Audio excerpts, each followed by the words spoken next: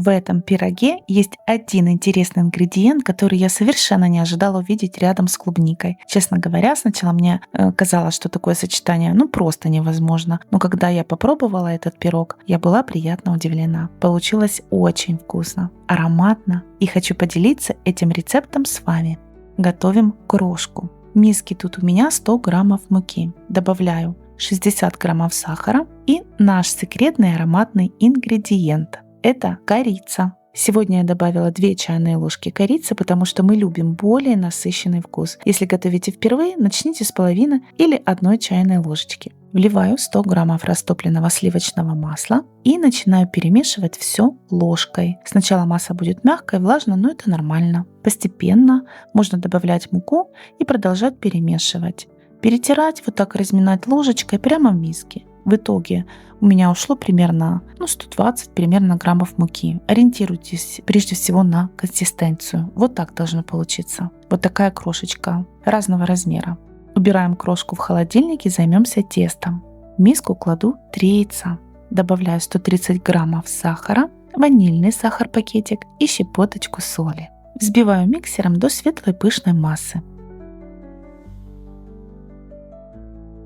Вливаю 80 граммов растительного масла, 200 граммов кефира комнатной температуры. Теперь всыпаю примерно 310 граммов муки и разрыхлитель 2 чайные ложечки. Добавляю цедру с 1 апельсина. Сочетание просто огонь. Корица, клубника, апельсин – это что-то необычное. Очень ароматно получится. Перемешиваю все миксером до однородного состояния. Тесто получается вот таким нежным, красивым, однородным. Форму диаметром 24 см застилаю пергаментом. Я, как обычно, сначала смачиваю его водой. Так бумага становится мягкой и отлично принимает форму. Мне, кстати, очень нравятся такие домашние пироги, не идеально ровные, уютные, живые, такие немножко корявенькие. Поэтому все складочки вот эти на пергаменте меня абсолютно не смущают. Выливаю тесто, ну а теперь займемся клубникой. Беру клубничку, удаляю хвостики и разрезаю ягоды на 3-4 части.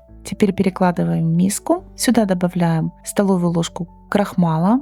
У меня картофельный, кукурузного не оказалось, можно кукурузный. И столовую ложку сахара без горки. Аккуратно все перемешиваю. Ну и теперь клубнику выкладываем поверх теста. Вот так просто выкладываем и все. Достаем из холодильника нашу ароматную крошку и посыпаем пирог сверху. Отправляем в разогретую духовку до 180 градусов примерно на 45-50 минут. Готовность проверяем деревянной шпажкой. Верх пирога у меня получился очень таким румяным, янтарным. Все дело в корице, поскольку я добавила 2 чайные ложки. Ну и, конечно, немножко я замечталась, и немного пирог у меня снизу подрумянился. Но ничего страшного, вы так не делаете. Ну и теперь даем полностью пирогу остыть.